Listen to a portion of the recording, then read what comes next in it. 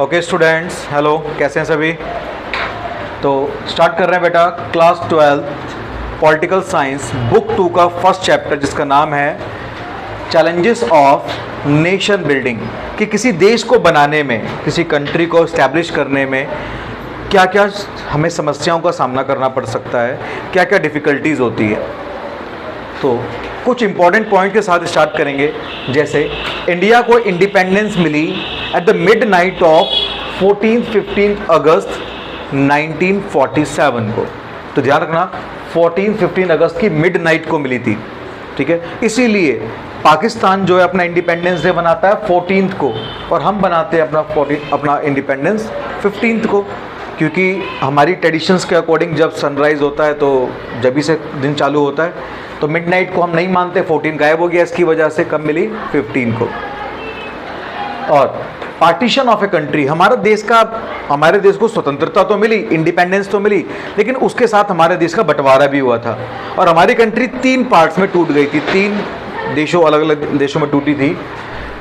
India, eastern Pakistan and west Pakistan. Pakistan 2 बने थे। Eastern Pakistan वो वाला पाकिस्तान है जो आज के समय पर बांग्लादेश है। आगे देखते हैं। तो जैसे ही हमें इंडिपेंडेंस मिली, हमारे लिए बहुत बड़ा दिन था, क्योंकि 200 सालों की गुलामी के बाद, अंग्रेज़ों की 200 सालों की गुलामी, मुगलों की 400 सालों की गुलामी, इतने टाइम बाद हमें क्या मिली, इंडिपेंडेंस। तो सबसे उसके ऊपर एक स्पीच होना जरूरी था, एक भाषण होना जरूरी था। तो भाषण के लिए उस समय पर पार्लियामेंट तो थी नहीं, उस समय पर थी कॉन्स्टिट्यूएंट असेंबली हमारे देश के अंदर, जिन्होंने संविधान बनाया था। तो कॉन्स्टिट्यूएंट असेंबली के अंदर एक स्पेशल सेशन बुलाया गया। स्पेशल सेशन मतलब विशेष सत्र। सत्र मतलब क्या होता है, जैसे कोई मीटिंग बुलाना। तो एक सेशन बुलाया, एक मीटिंग बुलाई, और इस मीटिंग के अंदर हमारे देश के पहले प्रधानमंत्री, जिनका नाम था जवाहरलाल नेहरू, पंडित जवाहरलाल नेहरू, जिन्होंने भाषण दिया, और जिस भाषण का नाम था tourist with destiny. Tourist with destiny मतलब भाग्यवधु से चिर प्रतीक्षित भेंट। कि बड़े ही भाग्य से, बहुत ज़्यादा मेहनत करने के बाद, बड़ी मुश्किल से हमें ये स्वतंत्रता प्राप्त हुई है।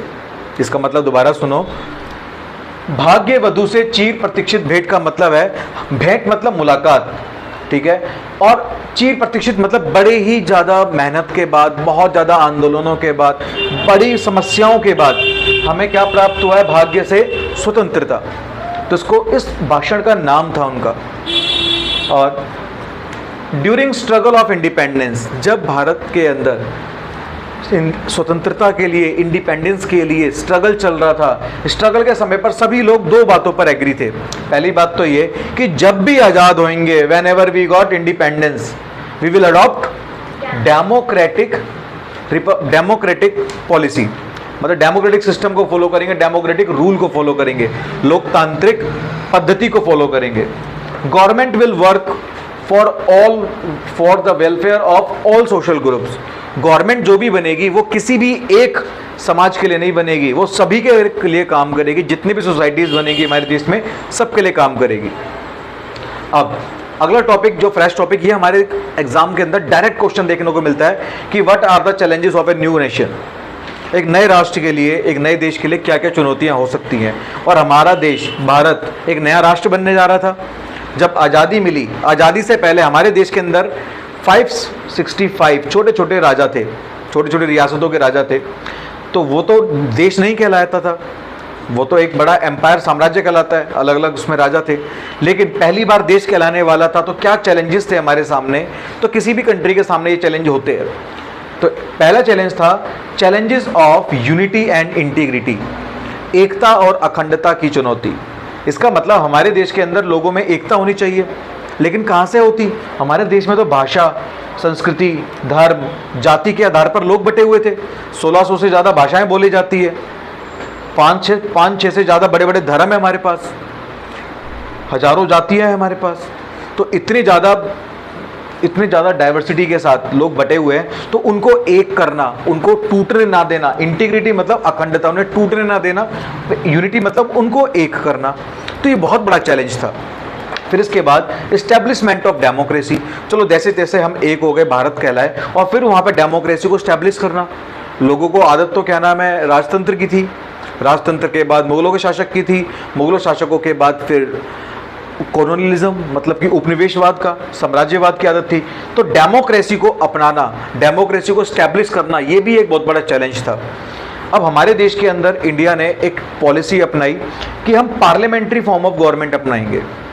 पार्लियामेंट्री फॉर्म ऑफ गवर्नमेंट हमने 11th क्लास में पढ़ी भी है, जिसके अंदर एक पार्लियामेंट होती है और वही देश के लिए कानून बनाती है। और इंडिया में भी पार्लियामेंट है, लोकसभा राज्यसभा उसके पार्ट होते हैं।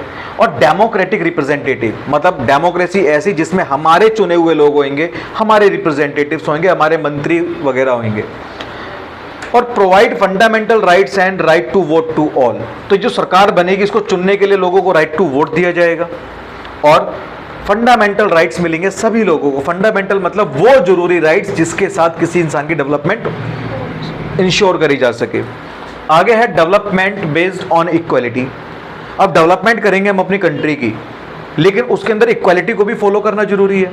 ऐसे नहीं कि डेवलपमेंट में हिंदुओं को प्रमोट करा जाए, सिख को प्रमोट करा जाए, किसी एक जाति धर्म को प्रमोट करा जाए। तो इस तरह की चीज़ नहीं होनी चाहिए। जब भी विकास लाया जाए तो वो समानता के साथ लाया जाए, इक्वालिटी के साथ लाए। तो promote welfare of whole country, पूरे देश का विकास हो, डेवलपमेंट हो, ना कि किसी एक समाज का, एक कम्युनिटी का। Protection to minorities. अब जो माइनॉरिटीज़ मतलब कम संख्या में लोग जो रहते हैं हमारे देश के अंदर, ST, SCs, OBCs, अब इनको देश के अंदर खतरा महसूस होता है। क्यों?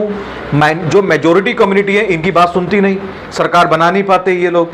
तो इसलिए कहा गया कि इनको भी क्या मिलेगा, संरक्षण मिलेगा, इनको भी बचाव मिलेगा। ऐसी कंट्री बनाने की कोशिश करेंगे। तो ये 3 बड़े चैलेंज थे। अगर तुम लिख कर आते हो तो 2 से 3 नंबर के क्वेश्चन को आराम से कर पाओगे। ठीक है, आगे कंटिन्यू करते हैं नेक्स्ट पार्ट में।